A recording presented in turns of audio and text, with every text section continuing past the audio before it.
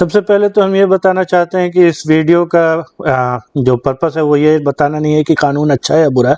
हम पहले ही सवाल करते हैं आपसे, आपका क्या सोचना है कानून के बारे में? क्या कानून वायलेंस का एब्सेंस है किसी भी देश का? जहाँ कानून होता है क्या वहाँ हिंसा नहीं होती? या क्या रिश्ता है कानून का हिंसा से? तो बात ऐसी है कि कानून जो है वो हिंसा को बंद नहीं कर देता, बस हिंसा को रीऑर्गेनाइज करता है। यानी कानून ये बताता है कि हिंसा कब कैसे कहाँ होती है। इसके बारे में थोड़ा सा हम अपने स्टेट वाले वीडियोस में बात कर चुके पहले। खैर, तो अब देखिए, एक देश का या एक मुल्क का जो कानून होता है, उस कानून को हमेशा लोग अलग अलग दृष्टि से देखते हैं।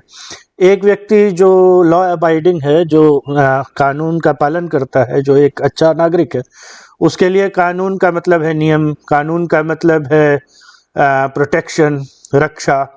उसके लिए कानून का मतलब है एक सहारा, एक ऐसा नियम जो उसको वक्त पे हेल्प करेगा।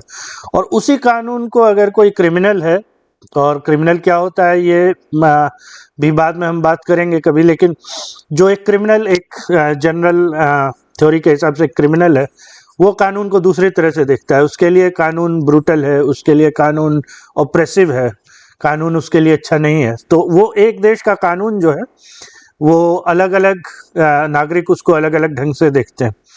तो कानून एग्जैक्टली हिंसा के साथ उसका क्या रिश्ता है? कानून, पहली बात तो, पहली चीज जो है कानून के साथ वो है, वो लेजिटिमेसी से आता है। लेजिटिमेसी यानी जनता का भरोसा है सरकार में, तो वो कानून में भरोसा रखेगी। और कानून हिंसा को एक तरह से कॉपीराइट कर लेता है। कानून के पास कॉपीराइट होता है, लेकिन एक फर्क है।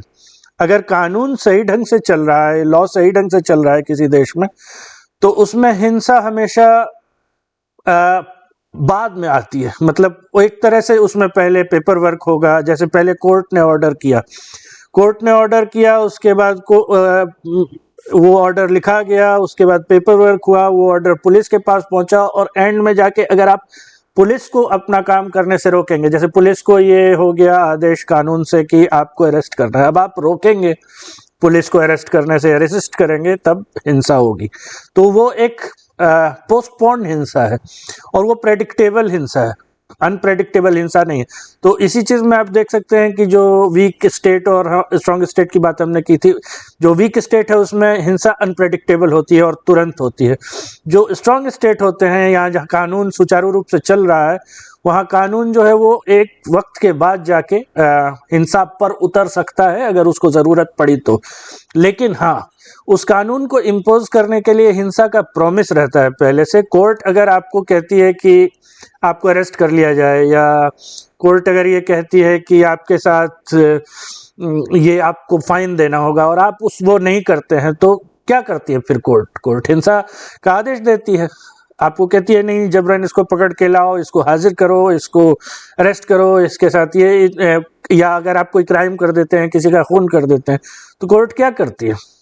कोर्ट ऑर्डर देती है ना कि आपको अरेस्ट किया जाए, तो तुरंत तो नहीं कहती है कोर्ट ये पुलिस जाके आपको मारे। हालांकि रियल लाइफ में क्या होता है क्या नहीं होता वो अलग बात है, और हम किसी एक देश की बात नहीं कर रहे, हम सारे देशों की बात कर रहे हैं, जो कानून एज सच है उसकी बात कर रहे हैं।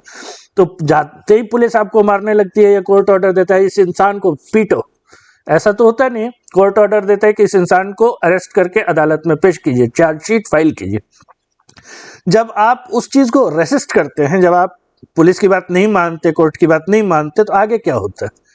आगे पीटा जा सकता है आपको, या आपके ऊपर किसी भी तरह की जोर आजमाइश हो सकती है, क्योंकि आपने रेसिस्ट किया कानून को। तो कानून की जो हिंसा होती है, कॉपीराइटेड हिंसा, बहुत बैलेंस्ड होती है। और दूसरी बात, जो एक व्यक्ति जिसका कानून में भरोसा है, उसके लिए वो इनविजिबल होती है।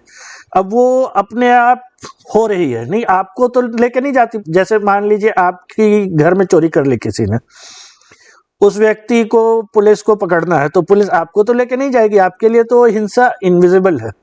आप सीधा में भी अदालत में उस व्यक्ति को देखेंगे और वहां पे आपके सामने पेश होगा, लेकिन आप उस वक्त पुलिस के साथ नहीं जाएंगे, आपको कानून अपने इन्वेस्टिगेशन में, अपने प्रोसीजर में शामिल नहीं करेगा unless as a witness your account is necessary. नहीं तो आप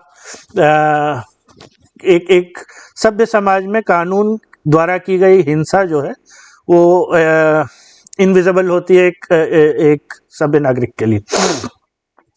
तो ये एक चीज़ है। और कानून की हिंसा जो है काफ़ी ठंडी होती है, यानी ऐसा नहीं है जिस व्यक्ति ने कानून बनाया, जिसने आचार संहिता लिखी या न्याय संहिता लिखी, वो व्यक्ति जाके उसको अरेस्ट नहीं करेगा क्रिमिनल को, या वो व्यक्ति जाके उसको सज़ा नहीं देगा।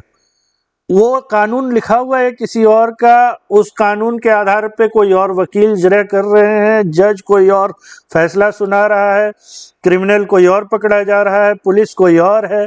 तो ये एक पूरा एक प्रोसेस होता है, इसलिए वो हिंसा पर्सनल नहीं होती। ऐसा नहीं होता है कि ये कानून लिखा और इसको ऐसे कर दिया।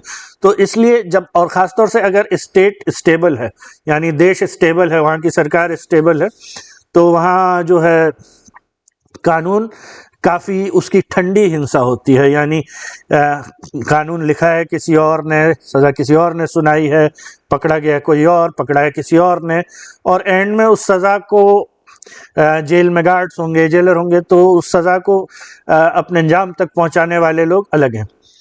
तो इसलिए जो है कानून, उसके पीछे है वायलेंस, लेकिन वो लेजिटिमेट वायलेंस है, वो लेजिटिमेसी से आती है।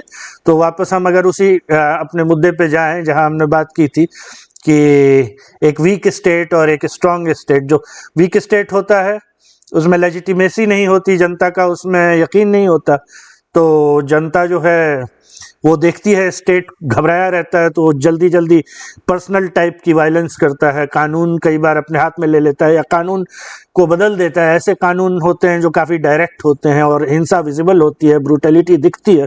और जो स्टेट स्टेबल होते हैं, जहाँ न्याय संहिता चल रही है, जहाँ पे कॉन्स्टिट्यूशन चल रहा है और सब कुछ सुचारू रूप से चल रहा है, जहाँ जनता का यकीन है संविधान में और जनता का यकीन है प्रोसीजर में, कोर्ट में, न्याय में, वहाँ पे आप देखिएगा कि स्टेट को या कोर्ट को डायरेक्ट वायलेंस नहीं करना पड़ता है, या स्टेट के जो तंत्र है, जैसे पुलिस है, आर्मी है, उसको डायरेक्ट वायलेंस नहीं करना पड़ता है। वो एक प्रोसीजर है, वो एक ठंडी किस्म की वायलेंस होती है। तो ये बात है, इसीलिए हमने इस बारे में बात की कि जो लॉ है वो भी वायलेंस है।